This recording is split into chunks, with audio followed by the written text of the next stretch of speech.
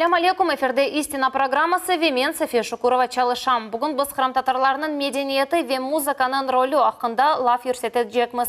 Студиямызда Асан Чергеев, Февзия Кубовадына Қырым Мойдислик ве педагогика университетінің вокал санаты ве дирижерлық кафедрасының мудирі. Асанаға хош келдіңіз. Ассаляму алейкум. Білеміз, кафедраныз оқытының əsas мақсады студенттерінің шақси хусусиеттерін инкишаф етмек. Факультетіңіз хақында айтыңыз, насыл yönеліште çalışасыз? Біздің кафедрамызда шынды 7 направлений подготовки на нашей кафедре. Это магистратура, бакалавриат, это вокальное направление подготовки, дирижирование, инструментальное. Ну, у нас в институте две кафедры музыкальные. Это музыкально-инструментального искусства и вокального искусства и дирижирования, которые представляю я. Наши студенты обучаются, как я сказал, по 7 направлениям подготовки музыкальных специальностей. Это магистратура дирижирования, магистратура музыкального образования. Есть такое новое направление, которое мы открыли недавно. И инструментального искусства. Бакалавриат по вокальному искусству, по дирижированию и по музыкальному образованию. Амелият темели етірлі ме? Бізде едідане амелиет, бірсі у педагога амелиеті, мектепте өткіземіз. 44-нче мектепте бізде бұл амелиет. Остальные практики это у нас исполнительские, хоровые, учебные, затем научные практики. То есть у нас целый комплекс практических занятий, которые наши студенты посещают. Асанаға, мезунларыңыз қайда çalışалар? Очень большая сфера наших интересов. Я, во-первых, хочу сказать, что наши выпускники не остаются без работы. Они работают как в детских садах, в школах, музыкальных школах, в клубах, во дворцах пионера, в театрах, как исполнители, как дирижеры. Вот. Затем в различных ансамблях. Это хрым-ансамбль, наш знаменитый ансамбль, хрым, Хайтарма, где большое количество наших студентов трудоустроены там и замечательно работают. Энді Қырымда белі олғанларының кімні айрыжа оларға дихат айырмаға кімге олажасыз? Ну, самых знаменитых я назову, наверное. Иди Бахчисарайлы прошел нашу школу, Афизе Хасара, Асан Белялов, Шынды Охайлер, Яков Головко, например, уже известный певец, и многие-многие другие. В Крымско-татарском театре многие наши певцы, которые еще продолжают обучение, и они уже как бы работают на этой стезе. Асанаға, бақныз, шынды земаневи яшларымыз, земаневи түркілеріні денлейлер, біздің эски Қырым-татар түркілерімізге оларны дихатыны желп етмек үшін нелер yapmalımız? Ну, у нас в планах открыть фольклорное направление подготовки. Мы к этому готовимся. Берем новых преподавателей. В этом году взяли Джемиля Карикова. Это известный ученый, скажу так, музыкант, который исследует именно фольклор. Вот. То, что он издал большое количество уже учебных пособий и так далее, это одна его как бы заслуга. Другая, он занимается народными инструментами, то есть он будет одним из наших преподавателей нашего направления подготовки фольклорного. Кроме этого, мы собираемся при открытии этого направления подготовки еще привлечь другие кадры. Это вокальные, это наших известных вокалистов, которые тоже будут преподавать фольклор.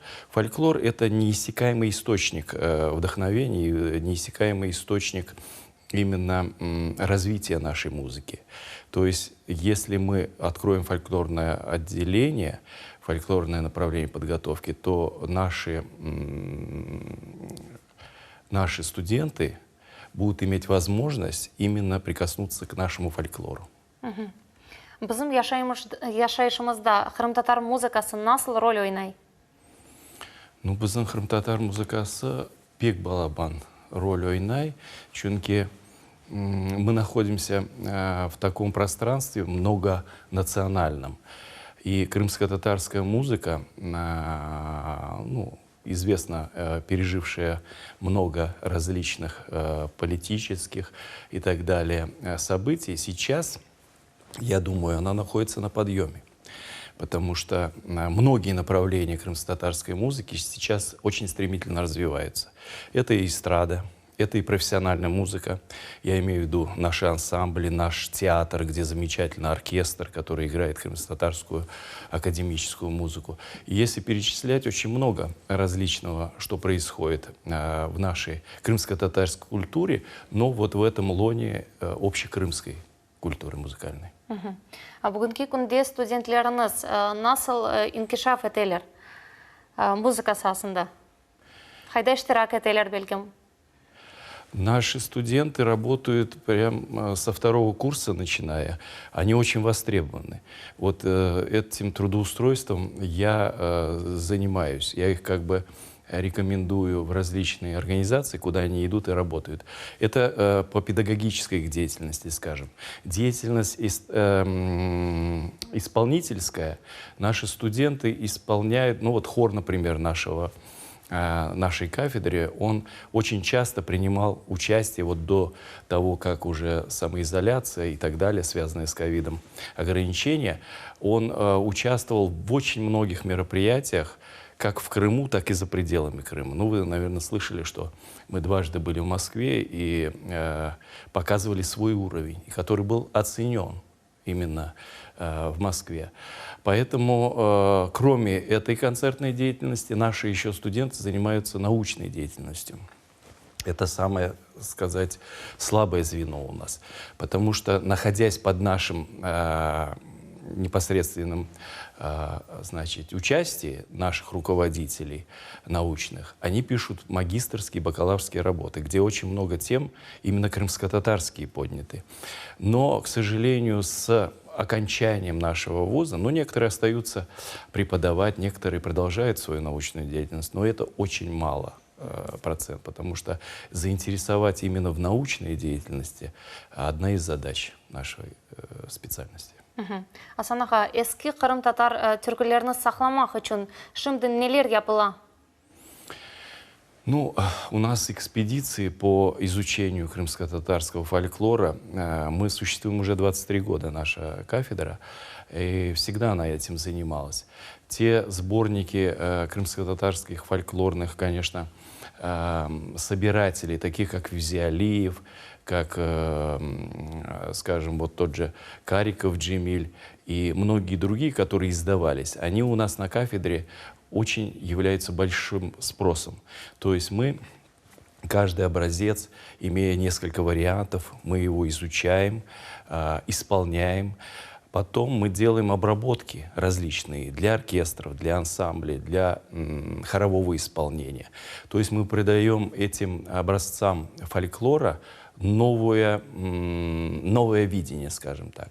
Как в эстрадной вот музыке, например, Мустафа Бибулаев, он с ансамблем, вы знаете, да, Бельбек, очень много делал аранжировок крымско-татарской народной музыки, который исполнял в джазовом стиле, в различных формах, в различных этих. И я думаю, для молодежи это более близко, потому что тенденции развития музыкальной культуры всего мира, они идут в разных направлениях. И я думаю, крымские татары в этом тоже преуспели. Санаға, ожаларыңыз ақында айтыңыз, не қадар ожа бар, олар қайда огренделер? Ну, в основном у нас, значит, первый состав — это Эльмира Ахтемовна Сейтмеметова, который является заслуженным работником культуры Крыма. Это Алиева Зарема, кандидат педагогических наук, доцент. Я защитился в Харькове в 2012 году по искусствоведению, по хоровой культуре. Есть вокалистка Эльвина Смаиловна, которая защитилась в Харькове по вокальному искусству. Она сейчас является доцентом нашей кафедры и кандидатом искусствоведения. Усманова Саиде Абликимовна, которая является кандидатом педнаук, которая занимается музыкальным образованием, именно в образовательной сфере. И многие другие. Мы берем молодых преподавателей, которые с удовольствием начинают работать у нас и тоже вырабатывают новые направления подготовки. Вот, например, Орлова Юлия Александровна, которая в магистерской работе изучала здоровье-сберегающие технологии. И она очень успешно продолжает это направление на нашей кафедре. Асан аға, студентлеріңіз ақында сөз көрсетсек, бір талант шымды белі бар? У нас очень много талантов, вы знаете. Я всегда поражаюсь тому, что вот на вступительных экзаменах я как бы всегда просматриваю всех, кто поступает к нам, да, и они развиваются на наших глазах. Каждый экзамен я тоже пытаюсь посещать и вижу рост наших студентов.